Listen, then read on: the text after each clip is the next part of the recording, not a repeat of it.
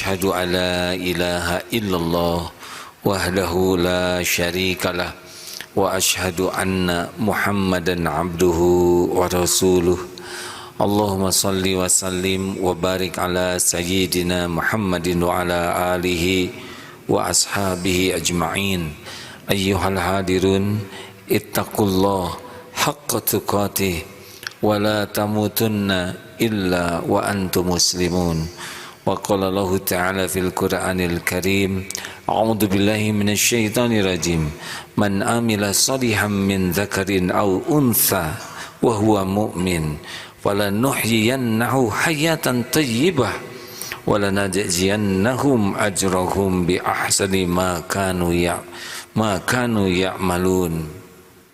Sadaqallahul Azim.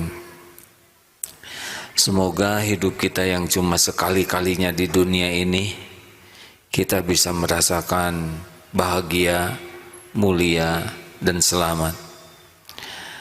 Apakah banyak uang pasti bahagia? Jawabannya tidak.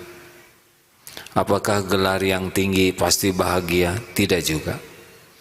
Apakah jabatan yang dipandang hebat pasti membuat bahagia? Tidak. Apakah banyaknya followers, subscriber, popularitas pasti bahagia? Tidak. Apakah dengan memuaskan nafsu, berzina, atau melakukan apapun, melampiaskan syahwat dan nafsunya dia akan bahagia? Pasti tidak. Kenapa? Karena bahagia menurut Al-Quran di antaranya adalah surat An-Nahl 97 tadi. A'udzubillahi minasyaitonirrajim. Man amila shalihan min dzakarin aw untha wa huwa mu'min falanuhyiyannahu hayatan thayyibah. Barang siapa yang beramal soleh, laki-laki maupun perempuan, dan dia beriman, maka Allah benar-benar memberikan kepadanya hayatan thayyibah, kehidupan yang penuh kebahagiaan, kehidupan yang dicukupi, kehidupan yang merasakan nikmatnya ibadah, kehidupan yang tenang batin ini walaupun pasti banyak masalah. Dan nanti di akhirat nanti walanajziyannahum ajrahum bi ahsani ma kanu ya'malun, dan Allah akan memberikan balasan pahala yang lebih baik dari apa yang mereka kerjakan. Jadi hadirin sekalian, dunia berikut isinya ini milik Allah, dibagikan oleh Allah kepada siapa saja sesuka Allah. Mau baik tidak baik, soleh tidak soleh, mau patuh ke Allah atau mengkhianati Allah, kalau Allah mau kasih, kasih saja. Penjahat dikasih juga. Tetapi satu yang tidak diberi, namanya hayatan thayyibah, kehidupan yang baik. Jadi tidak usah terpukau kepada yang punya mobil mahal, rumah megah, jabatan tinggi, karena tidak ada apa-apanya, hanya casing saja, tidak jadi jaminan bahagia. Bahagia itu adalah kalau kita niatkan semua aktivitas kita menjadi amal soleh. Kita pasti meninggal, tidak ada satupun yang hadir ini. Walikulli ummatin ajalun, setiap umat pasti ada ajalnya. Fa idza jaa ajaluhum la yastakhiruna sa'ata wa la yastaqdimun. Jika datang saatnya yang ditetapkan, tidak bisa diakhirkan, dimajukan, walaupun sekejap tidak bisa. Kita pasti mati. Kullun nafsin dha'iqatul maut, pasti mati. Apa yang dibawa? Kita perhatikan. Kemarin ada ratu yang meninggal, bawa apa? Tidak dibawa dunia ini. Kita lihat yang meninggal, ada di Dubai seorang yang sangat kaya raya. Mobilnya luar biasa mewahnya, rumahnya luar biasa megahnya, punya jet pribadi, meninggal. Foto-foto kekayaannya didampingkan dengan foto kuburannya yang hanya seonggok tanah dan disimpan batu. Tidak dibawa sama sekali dunia itu. Yang dibawa adalah amal soleh. Kita hanya bawa amal. Hanya bawa amal saja, amal soleh dan amal salah, itu yang kita bawa. Dunia, kita mati, nanti ada manusia yang akan datang, yang akan sama tempat ini juga nih. Tempat ini dari dulu sudah ada, giliran ada yang memilikinya sementara, wafat, gantian, tidak dibawa tempat ini.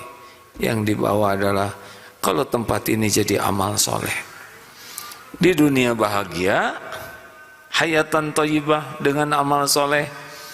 Di kubur pun kita bahagia karena jadi bekal. Di yaumal hisab kita bahagia, akhirat bahagia. Kuncinya amal soleh. Amal soleh itu cuma 2 saja hadirin. Hanya 2 intinya jadi amal soleh. 1, niatnya benar-benar ikhlas lillahi ta'ala. Dan yang kedua, caranya benar di jalan yang Allah sukai. Jadi kalau melihat koruptor itu dijamin tidak bahagia. Hakul yakin, niatnya tidak benar, kelakuannya tidak benar. Kalau melihat seorang pezina, selingkuh sana, selingkuh sini, hakul yakin dia tidak akan bahagia. Niatnya tidak benar, caranya tidak benar. Karena bahagia itu hanya ada pada niat yang ikhlas dan perbuatan yang benar. Selebihnya tidak ada. Jadi kita tidak usah terpukau sama sekali ingin seperti ini, karena dia tidak bahagia. Bagaimana kau tahu itu tidak bahagia? Dia kelihatannya happy. Casing hati itu Allah yang membulak-balik. Allah buat saja dia miskin, hatinya capek memikirkan yang belum ada, tidak puas dengan yang ada. Fakrahu aina bainai, dia selalu takut miskin, capek ngambil lagi. Kita dengar kasus kemarin yang ditangkap KPK, hakim yang tidak agung sama sekali itu, bukan kurang kekayaannya, tapi dibuatlah hatinya miskin, jadi selalu mencuri, terus mencuri, padahal sudah diberi jabatan dan kekayaan. Demikian, diberi 1 bukit emas, dia akan sibuk sekali memikirkan bukit emas yang lain. Tidak pernah menikmati dalam hidup ini. Karena bahagia hanya ada dalam niat yang ikhlas dan amal yang benar. Semakin ikhlas, semakin bahagia. Kurang ikhlas, kurang bahagia. Tidak ikhlas, tidak bahagia. Sederhana.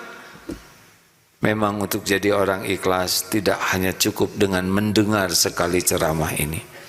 Orang yang ikhlas wajib dia belajar ilmu mengenal Allah. Tidak kenal Allah, tidak kenal keikhlasan. Pasti akan sibuk bersandar ke orang, ingin dipuji, ingin dihargai, ingin dihormati, takut dicaci, ingin diberi. Semakin kita berharap ke manusia, semakin tidak bahagia, semakin gelisah, semakin banyak kecewa, semakin banyak terluka, dan semakin banyak murka. Tapi orang yang berharap dari Allah, wa may yatawakkal 'alallah fahuwa hasbuh. Orang yang hatinya hanya Allah sandarannya, dia lakukan yang terbaik, tapi tidak mengharap apapun dari makhluk, dia akan menikmati hidup ini dan akan tercukupi, juga akan dilindungi. Hadirin sekalian, latihan ikhlas setidaknya ada 5. 1, latihan untuk banyak menyembunyikan amal-amal kebaikan kita. Tidak harus selalu orang lain tahu. 1 di antara 7 yang mendapat naungan di yaumil akhir nanti, memberi dengan tangan kanan dan tangan kirinya tidak tahu. Amalan fardu sunnahnya orang lain tahu, tapi amalan-amalan sunnah sudahlah. Biasakan kita beramal tanpa harus diketahui orang lain. Makin banyak amalan rahasia yang benar, makin dekat dengan keikhlasan. 2, kalau ingin latihan ikhlas, cek ada orang, tidak ada orang, sama atau tidak. Kalau ada orang kita jadi bagus amalnya, tidak ada orang kita jadi malas, berarti kita karena orang, bukan karena Allah. Orang yang ikhlas, ada orang, tidak ada orang, orang lihat, orang tidak lihat, sama. Senang saja beramal, karena pasti Allah melihat apa yang dia lakukan. Perlambat, tidak bisa dipercepat. Apa yang Allah berikan kepada kita, hakul yakin, pasti akan berjumpa dengan kita. Walaupun orang mati-matian menghalangi, tidak bisa. Oleh karena itulah, jangan berletih-letih dengan ingin dipuji, dengan takut dicaci. Lurus-lurus saja. Pasti ada orang yang tidak suka kepada kita. Rasulullah manusia mulia, sempurna, hatinya, akalnya, akhlaknya, karyanya. Tetap saja ada yang menghina, ada yang membenci, ada yang mencaci, dan tidak ada masalah sama sekali. Semua perbuatan kembali kepada pembuatnya. Berbahagialah bagi yang tidak sibuk dengan pujian, tidak takut dengan cacian manusia, tapi sibuk dengan Allah Maha melihat. Kenapa saudara jadi orang kok disiplin sekali? Ingin jadi karyawan teladan? Nah, saya disiplin karena Allah menyukai orang disiplin. Selesai. Kenapa bapak jadi lelaki kok sabar sekali, padahal istrinya bawel, rewel, marah-marah? Ya, saya berumah tangga, saya didik istri dan anak-anak sebagai amal soleh. Allah lah yang akan membulak-balik hati. Saya tidak membulak-balik hati siapapun. Kenapa saudara jadi pedagang kok baik sekali? Supaya laku ya dagangannya, supaya terkenal. Tidak ada urusan dengan laku dan terkenal. Baik itu adalah perintah Allah. Wa ahsinu innallaha yuhibbul muhsinin. Dan berbuat baiklah kalian, karena Allah mencintai orang berbuat baik. Selesai. Mau beli, mau tidak beli, Allah yang mengatur. Rezeki itu ada waktunya. Yang penting bagaimana dagang jadi amal soleh, berumah jadi tangga jadi amal soleh, mendidik anak jadi amal soleh. Belum tentu anak menghargai kita walaupun kita sudah berbuat yang terbaik. Tapi kita sudah mendapatkan amal soleh kalau ikhlas. 4, jangan ingin dihargai orang dengan kebaikan kita. Tidak ada perlunya. Kita tidak perlu ingin dihargai. Yang perlu itu bisa menghargai. Kita dihargai bukan karena kita mulia, kita dihargai karena Allah masih menutupi aib, dosa, kejelekan, kekurangan, kesalahan kita. Kalau dibuka, tidak ada yang membuat kita bisa dihargai. Maka jangan pusingkan penghargaan orang kepada kita. Kita yang menghargai orang lain. Terakhir, yang kelima, latihan ikhlas adalah jangan menunggu orang balas budi. Percayalah, in ahsantum ahsantum li anfusikum wa in asatum falaha. Jika kamu berbuat baik, baik untuk dirimu. Jika kamu berbuat jelek, enggak akan meleset buat dirimu juga. Hal jazaul ihsan illal ihsan. Tiada balasan bagi kebaikan kecuali kebaikan. Maka lakukanlah yang terbaik, maksimal, doa yang maksimal, sudah. Allah pasti melihat. Pasti ada balasannya pada waktu yang Allah kehendaki. Tidak usah ditunggu-tunggu, Allah tidak akan lupa. Allah tidak pernah mengingkari janji. Nikmatnya orang yang melakukan tanpa pamrih, satu, dia akan sangat bahagia. Dia menikmati, dan balasannya dunia dapat, akhirat juga dapat. Insya Allah itulah hayatan thayyibah. Bahagia bukan dari casing, bahagia dari hati yang ikhlas dan perbuatan yang benar. Barakallahu li wa lakum.